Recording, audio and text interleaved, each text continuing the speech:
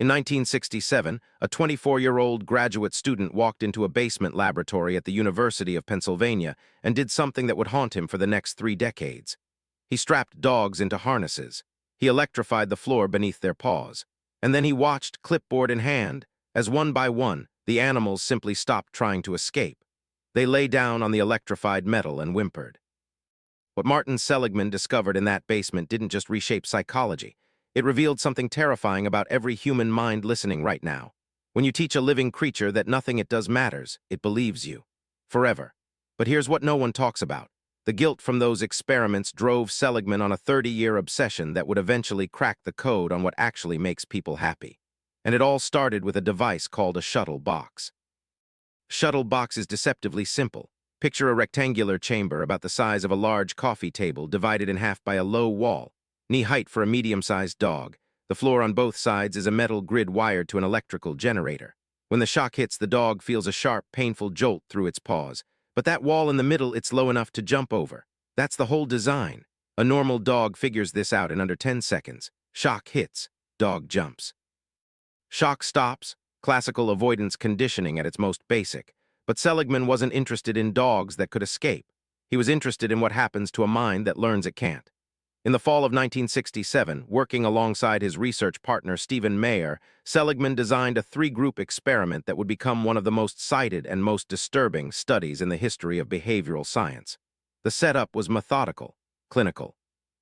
And what it revealed about the architecture of despair would take the scientific community decades to fully process. Seligman divided his dogs into 3 groups. Group 1 was placed in harnesses and given electric shocks, but with a catch. They could press a panel with their noses to make the shock stop. They had control. Group 2 was yoked to Group 1. They received the exact same shocks at the exact same intensity for the exact same duration, but their panel did nothing. No matter what they did, pressed, squirmed, barked, thrashed, the shocks kept coming until Group 1's paired dog turned them off. Group 3 was the control. No harnesses, no shocks, nothing. This yoking design was the key to the entire experiment. Both shocked groups experienced identical physical pain, same voltage, same duration down to the second. The only difference was purely psychological. Group 1 learned, my actions matter. I can change my situation. Group 2 learned something very different. Nothing I do makes any difference. The pain comes and goes on its own schedule, and I am irrelevant to the process. 24 hours later, all 3 groups were placed into the shuttle boxes. And that's when Seligman witnessed something that would redirect the entire trajectory of his career. Group 1 jumped the wall almost immediately. Shock hits, dog leaps, shock stops. Textbook escape behavior. Group 3, the controls who'd never been shocked, did the same thing. A few seconds of confusion, a quick exploration, and then over the wall they went. Normal learning curve. But Group 2, the dogs that had spent the previous day learning that nothing they did mattered. They didn't jump. They didn't try to jump. When the shock hit the metal grid floor of the shuttle box, 2/3 of these dogs lay down. Some of them whimpered. Some of them urinated on the electrified floor. But they did not move. The wall was right there, 12 inches away. Freedom was one small leap over a barrier they could easily clear, and they just lay there, taking it. Seligman later wrote that watching those dogs was the single most disturbing moment of his scientific career.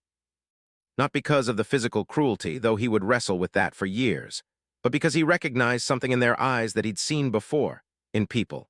These dogs hadn't lost the physical ability to jump. They had lost the belief that jumping would help. They had learned, at some deep neurological level, to be helpless. And that distinction would turn out to be one of the most important insights in modern psychology. But here's the detail that most people miss when they hear about this experiment. 1/3 of the dogs in Group 2, the ones who received inescapable, uncontrollable shocks, didn't give up. They jumped the wall anyway. Despite every signal their nervous system was sending them that their actions were meaningless, despite identical conditioning to the dogs lying on the floor next to them, these dogs tried, and they escaped. Seligman was fascinated. Same shocks, same duration, same helplessness training.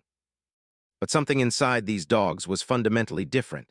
They had what he would eventually call an optimistic explanatory style, though it would take him another 20 years to develop that language. And there was a dark mirror to this finding. Roughly 1/3 of the dogs who had never been shocked at all, the healthy controls, gave up on their very first encounter with the shuttle box without even attempting to escape. They came preloaded with helplessness. No trauma required. This shattered the simple narrative. Helplessness wasn't just something that happened to you.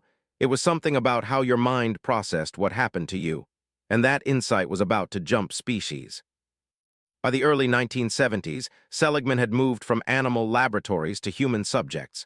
And what he found was, in many ways, even more disturbing. In a landmark series of experiments, human participants were exposed to inescapable loud noise, not painful, but deeply unpleasant and disorienting. Just like the dogs, the subjects who learned they had no control over the noise subsequently failed to take action in completely new situations where they absolutely could have helped themselves. They sat passively through solvable anagram puzzles. They didn't press buttons that were clearly labeled to stop the noise. They didn't raise their hands to ask for assistance.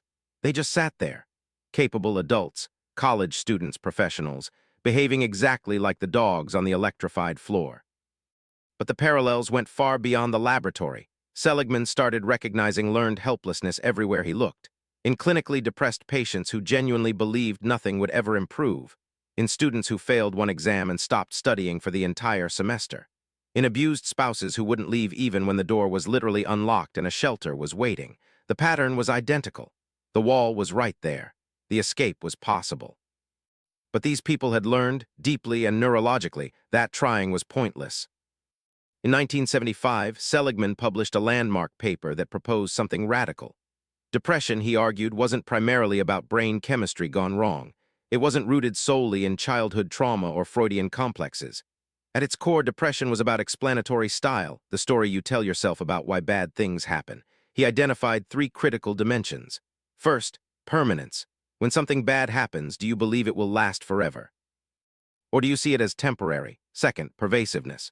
Do you believe the bad event contaminates everything in your life, or can you contain it to one area? Third, personalization. Do you blame yourself, your character, your intelligence, your worth, or do you attribute it to specific, changeable circumstances? The depressed mind scores high on all three. I failed the test because I'm stupid. That's permanent, pervasive, and personal. I failed the test because I didn't study enough for this particular exam. That's temporary, specific, and behavioral. Same event, completely different psychological outcome. This was a seismic shift. Because unlike neurochemistry, explanatory style could be measured, it could be taught, it could be changed. And by the 1990s, Seligman was the most cited living psychologist on the planet, but something was deeply wrong. This is the part of the story that almost never gets told. By the late 1990s, Martin Seligman had built an empire on human suffering. He'd cataloged it, quantified it, and modeled it more precisely than almost anyone in history. He was internationally famous. His work had influenced clinical practice in 40 countries, and he was quietly, profoundly miserable.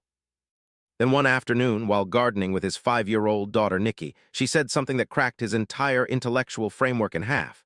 She told him that she'd made a decision to stop whining when she turned 5, and she asked him why he couldn't stop being such a grouch. Seligman later called it the single most important moment of his life, because his daughter was right. He had spent 30 years asking the same question in increasingly sophisticated ways. What makes people depressed? What makes them helpless? What makes them give up? He had never, not once in 3 decades of research, asked the opposite question. What makes people flourish? What makes them resilient? What makes them come alive? In 1998, Seligman was elected president of the American Psychological Association.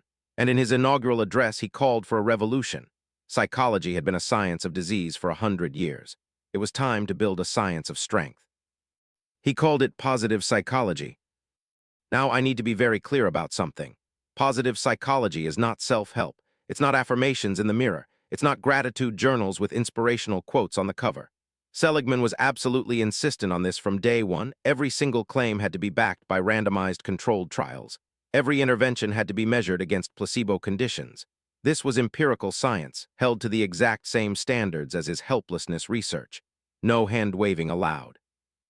Over the next decade, Seligman assembled a team at the University of Pennsylvania and launched the most ambitious study of human well-being ever attempted. They surveyed more than 200,000 people across 54 nations. They tracked psychological interventions over years, not weeks. They controlled for income, education, health status, and cultural background. And they found something that surprised even Seligman. Happiness, or more precisely what he came to call flourishing, wasn't one thing. It wasn't pleasure. It wasn't life satisfaction. It wasn't even the absence of suffering. It was 5 distinct, independently measurable psychological components. You could score high on one and rock bottom on another, And critically, you could deliberately improve any one of them with specific, targeted practices. Seligman had found his framework. Seligman called his framework PERMA, 5 letters, 5 pillars, each one backed by hundreds of studies. P, positive emotion, not just happiness. The full spectrum: joy, gratitude, serenity, curiosity, hope, pride, amusement, inspiration, awe, and love. Researcher Barbara Fredrickson found that people who experience positive emotions at a ratio of roughly 3-to-1 over negative emotions hit a psychological tipping point. Above that ratio, they flourish. Below it, they stagnate. E, engagement, total immersion in a challenging activity. Psychologist Mihaly Csikszentmihalyi called it flow, that state where your skills perfectly match the challenge and time seems to vanish. Engagement is, in many ways, the direct antidote to learned helplessness. It's the lived experience of your actions mattering deeply. R, relationships. Across every culture, every income level, every age group studied, the single strongest predictor of human well-being is the quality of your social connections. Not the quantity, the quality. M, meaning. Belonging to and serving something you believe is bigger than yourself. People with strong meaning in their lives recover faster from trauma, report less chronic pain, and live measurably longer, by an average of 7 years in longitudinal studies. Accomplishment. The drive to pursue mastery for its own sake, not for the promotion, not for the applause, for the intrinsic satisfaction of getting better at something that matters to you. So here's the practical part, the part you can actually use. The interventions Seligman designed specifically to undo what he'd spent 3 decades studying. First, the 3 good things exercise. Every night before bed, write down 3 things that went well during your day and briefly note why each one happened. That's it. In a randomized controlled trial published in American Psychologist in 2005, this single exercise significantly reduced depressive symptoms and increased self-reported happiness for 6 full months from just 1 week of practice. 7 days of writing, 6 months of measurable psychological benefit. The effect size was larger than most antidepressant medications. Second, the signature strengths intervention. Take the VIA Character Strength Survey. It's free, available online, takes about 15 minutes. Identify your top 5 character strengths. Then for 1 week, find a new way to use one of your top strengths each day. In Seligman's trials, participants who completed this exercise showed sustained improvements in well-being that were still statistically significant 6 months later. Third, the gratitude visit. Write a 300-word letter to someone who profoundly changed your life for the better, someone you never properly thanked. Then visit them in person and read it aloud, face to face. In Seligman's research, this produced the single largest happiness increase of any intervention ever tested, a massive, immediate spike that remained elevated for a full month. These aren't theories. They aren't motivational suggestions. These are peer-reviewed, placebo-controlled interventions tested with the same rigor Seligman applied to the Shuttle Box. There's one final piece to this story. In 2006, nearly 40 years after the Shuttle Box experiments, Martin Seligman was asked directly in an interview whether he regretted what he'd done to those dogs, whether the scientific knowledge was worth the suffering he caused.